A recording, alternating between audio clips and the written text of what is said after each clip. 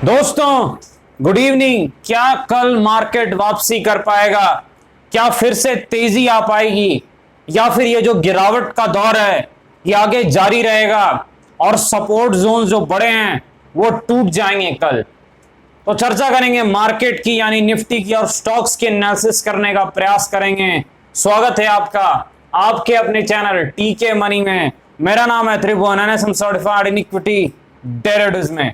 जो नए लोग हैं वो टेलीग्राम चैनल पर आ सकते हैं। 6000 मेंबर्स टेलीग्राम पर पहले से हैं। टीके मनी सर्च करना है और आ जाना है टेलीग्राम पर। सिर्फ आपको टीके मनी सर्च करना है टेलीग्राम पे जाके। चलिए चर्चा की शुरुआत करते हैं। सबसे इंपॉर्टेंट मार्केट यानी निफ्टी के एनालिसिस करते हैं। कल क्या हो सकता है चर्चा कर। देखिए, अमेरिकी बाजार जो डाउ जोन्स है वो लगातार ऊपर जा रहे हैं। लगातार मेरे ख्याल से 1000 पॉइंट ऊपर गए हैं पिछले 3-4 दिनों में, अगर आप नेट देखेंगे तो। और डाउ फ्यूचर्स भी ऊपर है, लेकिन हमारे मार्केट जो है मेरे ख्याल से 350 पॉइंट्स नीचे है वहां से। तो हमारे मार्केट अंडर परफॉर्म कर रहे हैं यूएसए के मार्केट्स को। तो यहां पर एक चीज आपको चेक करनी है कि क्रूड कहां है। तो क्रूड जो है वो 70 के आसपास है, ठीक है। और विक्स कहां है? विक्स 21 के आसपास है। वॉलेटिलिटी इंडेक्स जो है वो भी अभी कंट्रोल में। 25 के ऊपर विक्स जो है वो खतरनाक होता है। तो चलिए अब निफ्टी के चार्ट्स को देखते हैं कि हमारी क्या चर्चा हुई थी मार्केट में, कि मार्केट जो है अगर ऊपर खुलता है तो इंपॉर्टेंट लेवल क्या हो सकता है? सपोर्ट 14950 के आसपास। देखिए 14950 जो सपोर्ट जोन था, मार्केट ने खुलते के साथ जो है ब्रेक कर दिया। सपोर्ट से बाउंस नहीं आया। और मैंने आपको क्या कहा है, जब सपोर्ट पे टच करे, हल्का सा घूमे, तब ये स्टॉप लॉस ला के बाई किया जाता है। इसलिए मैंने आपको टेलीग्राम पर अपडेट उस वक्त नहीं दिया। उसके बाद गिरावट आई, और गिरावट देखिए यहां तक जब मार्केट आ गया तो मैंने कहा कि एक ट्रेड कहीं ना कहीं यहां पर शॉर्ट में जो है ज्यादा जूस दिख नहीं रहा है, तो एक लॉन्ग ट्रेड ट्राई किया जाए। तो एक लॉन्ग ट्रेड मैंने शेयर भी किया टेलीग्राम पर। मेरे ख्याल से 50 पॉइंट्स के आसपास वहां से मार्केट ऊपर भी गया, ये आप देख सकते हैं। लेकिन फिर जो है हमने प्रॉफिट बुकिंग की भी चर्चा की और मार्केट वहीं से नीचे घूम गया और फिर काफी गिरावट हुई मार्केट में। 14,750 के भी लेवल्स आ गए। लेकिन आखिरी के आधे एक घंटे में मार्केट ने वापसी की, बहुत अच्छी वापसी की है। रिलायंस इंडस्ट्रीज और बाकी कुछ स्टॉक्स के दम पर जो है आईटीसी भी चला है, एक अच्छी वापसी की है। अब देखिए कल के लिए इंपॉर्टेंट टेक्निकल लेवल्स क्या हो सकते हैं डिस्कस करेंगे। सबसे पहले क्या सपोर्ट हो सकता है मार्केट के? देखिए टेक्निकली जो इंपॉर्टेंट लेवल कल के लिए हो सकता है सपोर्ट, वो 14,750 के आसपास है। तो 14,750 के आसपास जो है वो एक टेक्निकल सपोर्ट रहेगा। कब सपोर्ट रहेगा? मान लीजिए मार्केट जो है फ्लैट खुलता है या थोड़ा नीचे खुलता है, तब याद रखना है थोड़ा नीचे खुलता है या फ्लैट खुलता है तब ये लेवल सपोर्ट का काम करेगा। सारी चीजें जो है रिलेटिव रहती है मार्केट में, कोई भी चीज 100% वैसे नहीं रहता है, इसलिए लाइव मार्केट एनालिसिस काफी काम आती है। तो 14,750 सपोर्ट रहेगा। अगर मार्केट ऊपर जो है फ्लैट सा खुले या फिर जो है हल्का सा नीचे ही खुले तो ये एक सपोर्ट का काम करेगा। अब रेजिस्टेंस कहां पर है मार्केट में? देखिए रेजिस्टेंस जो है मार्केट में वो 15,060 के आसपास है। तो 15,060 के आसपास जो है कल मार्केट में रेजिस्टेंस रह सकता है। अब एक चीज आपको गौर करनी है, मार्केट बहुत जबरदस्त चॉपीनेस दिखाई है उसने। आज गिरावट आई है लेकिन एक बाउंस बैक भी आया है। तो आज मेरे ख्याल से डाउ फ्यूचर्स तो बता रहे हैं कि ऊपर खुलेगा डाउ जो है, लेकिन देखते हैं कहां क्लोज होता है। बाकी देखिए एक चीज आपको याद रखनी है, 14,750 तब सपोर्ट रहेगा अगर मार्केट फ्लैट या नीचे खुले। लेकिन मान लीजिए मार्केट 100 पॉइंट ऊपर खुल जाता है तो मेरे ख्याल से फिर जो है ये सपोर्ट चेंज हो जाएंगे। मेरे ख्याल से वो जो सपोर्ट है वो 14,950 या फिर 14,900 के आसपास आ जाएगा। याद रखना है आपको, अगर मार्केट ऊपर खुल जाता है मान लीजिए किसी कारण से, तो फिर जो सपोर्ट जोन है वो चेंज हो जाएंगे। 14,750 का सपोर्ट वैलिड नहीं रहेगा। इस चीज को आपको हमेशा याद रखना है। और जो बड़ा सपोर्ट आपको याद रखना है इस वीक का, जो मैंने आपको वीडियो में बताया, जो ज्यादा इंपॉर्टेंट है, 14,500 के आसपास का लेवल। तो 14,500 के आसपास को जो लेवल है वो इस हफ्ते के लिए काफी ज्यादा इंपॉर्टेंट टेक्निकल लेवल है, क्योंकि अगर वो ब्रेक होगा तो काफी ट्रेडर्स जो long and net to net long रहते हैं, मेरे ख्याल से वो अपनी पोजीशन बदल के शॉर्ट कर सकते हैं। वहां दिक्कत हो सकती है मार्केट को। तो 14,500 इंपॉर्टेंट लेवल है। कल के लिए क्या लेवल है? 14,750 सपोर्ट है। और रेजिस्टेंस आपको याद रखना है दो प्रकार के। पहली चीज, अगर मार्केट फ्लैट खुले तो रेजिस्टेंस यही रहेगा 15,050 के आसपास। 15,050 याद रखिए, अगर मार्केट फ्लैट टू थोड़ा सा नीचे खोले तो। लेकिन अगर 100 पॉइंट की गैप अप ओपनिंग हो जाए और ऊपर जाने लगे तो मेरे ख्याल से लेवल वैलिड नहीं रहेगा। 15,050 जो है मेरे ख्याल से रेजिस्टेंस का काम नहीं कर पाएगा। फिर जो है आपको नए लेवल को देखना पड़ेगा जो रेजिस्टेंस है, और मेरे ख्याल से जो नया रेजिस्टेंस अगर गैप अप ओपनिंग हो अच्छी खासी, मेरे ख्याल से नया रेजिस्टेंस बेटर रहेगा 15,200, क्योंकि मार्केट अगर पलटी मारेगा, शॉर्ट सेलर्स जो है अगर ट्रैप हो जाए मान लीजिए, तो कॉल राइटर्स कवर करने चलेंगे तो मार्केट को दौड़ा सकते हैं। इसलिए जैसे लेवल निकलेगा, अगर मार्केट 100 पॉइंट ऊपर खुल के टिक गया 15-20 मिनट या कुछ समय टिक गया, शॉर्ट सेलर्स को डर लगा, तो मेरे ख्याल से आपको जो है 15,200 ही रेजिस्टेंस है, उससे पहले कोई रेजिस्टेंस नहीं। अदरवाइज 1550 जो है यानी 15,050 रेजिस्टेंस है, सपोर्ट है 14,750। बाकी चीजें अगर बदलती है कल टेलीग्राम पर जरूर डिस्कस करेंगे। आगे बढ़ते हैं। देखिए सबसे पहले आज आईपीओ जो लिस्टिंग है एमटीआर, देखिए अच्छी कंपनी आपको पता है, लेकिन आईपीओ में हर किसी को तो जो अलॉटमेंट होती नहीं है। जिनकी अलॉटमेंट हुई है तो पैसा तो डबल हो गया उनका, जो है काफी अच्छा है, लेकिन हर किसी को अलॉट हुआ नहीं होगा, इसमें कोई शक नहीं। आईपीओ है तो यहाँ पर लेवल्स क्या हो सकते हैं, एक चीज मैं आपको बता दूं, जो नए स्टॉक होते हैं उनकी टेक्निकल एनालिसिस करना और लेवल्स निकालना आसान नहीं होता है, लेकिन थोड़ा जो हम चार्ट देकर प्रयास करते हैं कि क्या सपोर्ट रेजिस्टेंस हो सकता है।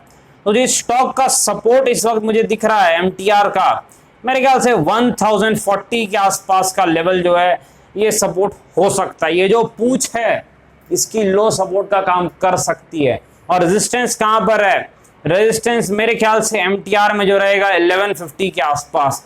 तो 1150 के आसपास जो है एमटीआर टेक्नोलॉजीज में जो है एक रेजिस्टेंस लेवल रहेगा, और मेरे ख्याल से जो सपोर्ट है 1040, ऐसे मेरे ख्याल से ज्यादा बेटर सपोर्ट 1000 रहता है, क्योंकि मानसिक लेवल मार्केट याद रखता है और मानसिक लेवल पे रिएक्ट करता है। तो 1000 ज्यादा बेटर सपोर्ट रहेगा, क्योंकि देखिए नए स्टॉक के लेवल्स निकालना आसान नहीं होता है। वो नए स्टॉक्स के और सर्किट स्टॉक्स के लेवल जो है काफी कठिनाई से निकलते हैं, लेकिन आपको फिर भी जो एक अंदाजा रहता है कि मानसिक लेवल मार्केट में काम करते हैं, तो 1000 एक सपोर्ट का काम कर सकता है, और 1040 एक दूसरा एक इंपॉर्टेंट लेवल है।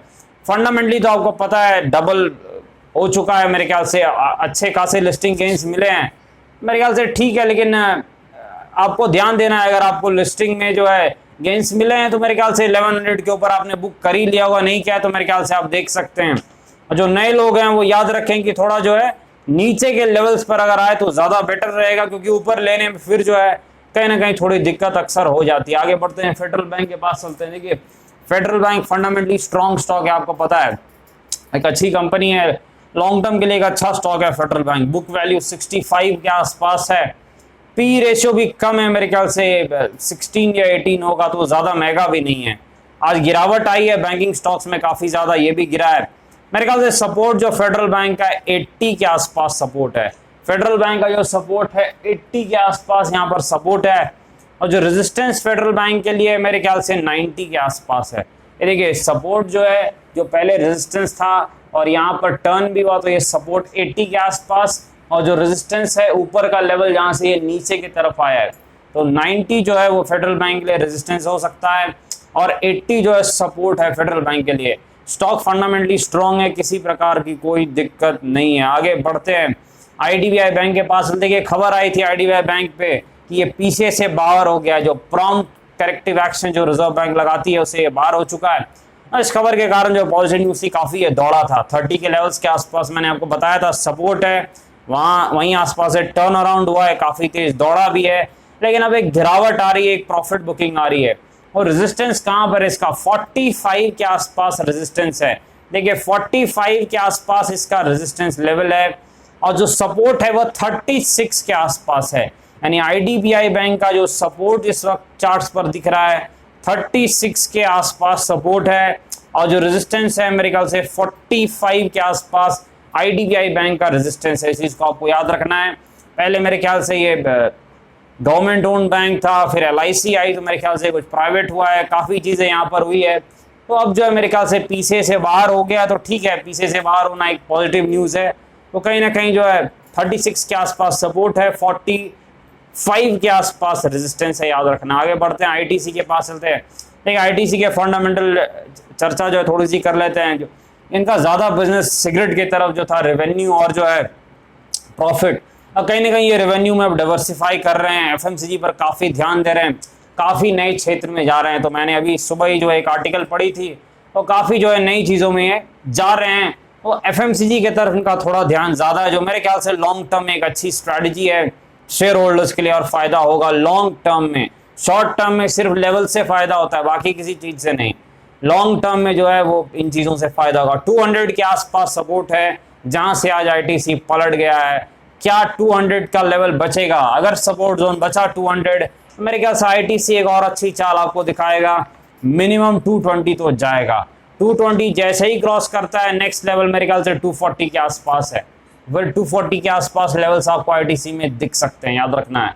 220 पहला रेजिस्टेंस है, 240 नेक्स्ट रेजिस्टेंस है। लॉन्ग टर्म के लिए बहुत ही अच्छा स्टॉक है, मेरे ख्याल से अच्छे भाव पर भी है, और जो है 5% के आसपास की डिविडेंड यील्ड भी देता है। तो आपकी बैंक एफडी से ज़्यादा तो आपको यहाँ पर यील्ड मिल जाती है। आगे बढ़ते हैं। रेल टेल देखिए नया स्टॉक है, फंडामेंटली अच्छी कंपनी, कोई दिक्कत नहीं है। रेल टेल सरकारी स्टॉक है, न्यूली लिस्टेड स्टॉक है, लेकिन गिरावट बहुत ज़्यादा हो रही है, बहुत ज़्यादा गिरावट हो रही है। देखिए नए स्टॉक्स में फिर से मैं आपको ये चीज़ डिस्क्लेमर दे देता हूँ, लेवल्स अच्छे से बनते नहीं है, सपोर्ट रेजिस्टेंस, लेकिन फिर भी हम एक प्रयास करते हैं। तो मेरे ख्याल से जो है जहां पर ये है, ये सपोर्ट के आसपास मुझे लग रहा है। जी हाँ, यहाँ आसपास कुछ सपोर्ट जोन से दिख रहे हैं। ये बड़ी कैंडल जो 20 रुपए की जो कैंडल आपको बनी हुई दिख रही है, ये जो आप देख रहे हैं विथ वॉल्यूम, ये सपोर्ट है। प्रॉब्लम ये है कि कैंडल बहुत ज़्यादा बड़ी है। मेरे ख्याल से अगर आप कहें एवरेज लें, तो मेरे ख्याल से ये सपोर्ट के आसपास आ चुका है। रेल टेल का जो स्टॉक है वो सपोर्ट के आसपास आ चुका है, क्योंकि इतनी बड़ी कैंडल है।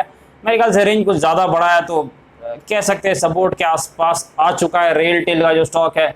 उम्मीद करते हैं यहाँ से थोड़ा घूमे, और जो इन्वेस्टर्स काफ़ी लोगों ने ऊपर के लेवल पर खरीदा है, इसे में थोड़ी राहत मिले। रेजिस्टेंस मेरे ख्याल से 165 के आसपास, यहाँ 165 के आसपास है, और सपोर्ट के तकरीबन आसपास आ चुका है, यानी उस लेवल के आसपास आ चुका है जहाँ से एक उम्मीद की किरण है कि यहाँ से घूम जाए रेल टेल और ऊपर की तरफ चला जाए। 165 जो रेजिस्टेंस है, वहाँ पर जब जाएगा तो फिर से हम इसे चर्चा में शामिल करेंगे।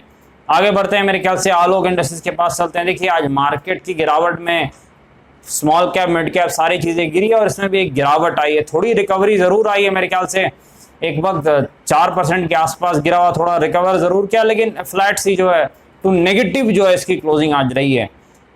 वॉल्यूम 9.2 मिलियन यानी 92 लाख के आसपास, यानी एवरेज से थोड़े कम वॉल्यूम है, एवरेज 1 करोड़ रहते हैं। मेरे ख्याल से ठीक है। और शॉर्ट टर्म में लेवल्स मैंने आपको पहले बता ही दिया, कोई नई चीज़ नहीं है।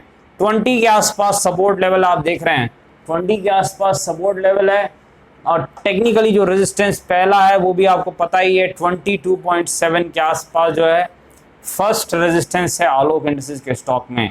और अगला जो रेजिस्टेंस है मेरे ख्याल से बड़ा रेजिस्टेंस 27 के आसपास है, जहाँ से अक्सर ये नीचे की तरफ घूम जाता है, लेकिन अगर बार बार प्रयास करेगा तो निकाल भी सकता है, लेकिन वहाँ तक जाना पहले ज़्यादा इंपॉर्टेंट है। तब तक के लिए मेरे ख्याल से 20 का जो सपोर्ट है वही मायने रखता है।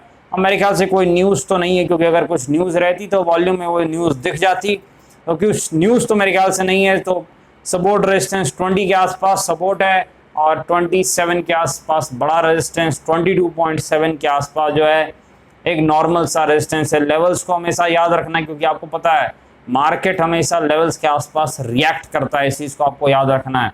तो मेरे ख्याल से वॉल्यूम एवरेज हैं। और आगे बढ़ते हैं, मेरे ख्याल से डीवीज लैब के पास चलते हैं। डीवीज लैब देखिए फंडामेंटली एक स्ट्रॉन्ग कंपनी है, तो कोई दिक्कत नहीं है, फार्मा क्षेत्र की कंपनी है, लेकिन टेक्निकली गिरावट दिखा रही है, और लगातार गिरावट आ रही है। 3300 के आसपास जो है सपोर्ट दिख रहा है, 3350 3300 ये जो जोन है डीवीज लैब में, ये सपोर्ट के आसपास का जोन है। तो भी एक इम्पॉर्टेंट लेवल हो जाता है डीवीज लैब में, जो 3334 का जो 3300 के आसपास का जो जोन है। रेजिस्टेंस कहाँ पर है? मेरे ख्याल से रेजिस्टेंस 3800 के आसपास इसका ढंग का रेजिस्टेंस है, क्योंकि फार्मा स्टॉक्स में हम बड़ा सपोर्ट रेजिस्टेंस देखते हैं, कि फार्मा स्टॉक्स बड़े वॉलेटाइल होते हैं, वो चलते भी एक तरफ हैं, गिरते भी एक तरफ हैं। चाल पकड़ ले तो एक तरफा चलते हैं या गिरते हैं, याद रखिएगा इस चीज़ को। 3400 यानी 3300 के आसपास इंपॉर्टेंट लेवल डीवीज लैब में इसलिए है, क्योंकि यहाँ से ये अगर नहीं घूमा तो मेरे ख्याल से एक बड़ी गिरावट आ सकती है डीवीज लैब में शॉर्ट टर्म में। याद रखना है सारी चीज़ें शॉर्ट टर्म की है, लॉन्ग टर्म की नहीं है। तो याद रखना है ये इंपॉर्टेंट लेवल है, सपोर्ट है, तो वहां से बाउंस बैक आना चाहिए। नहीं आया गिरावट का खतरा जो है डीवीज लैब में बढ़ जाएगा, इस चीज को याद रखना है। डिस्क्लेमर आपको पता है, वीडियो एजुकेशनल और इन्फॉर्मेशनल पर्पस के लिए आपने फाइनेंशियल एडवाइजर से बातचीत करके बाजार में काफी जोखिम में ध्यान से काम करें। धन्यवाद।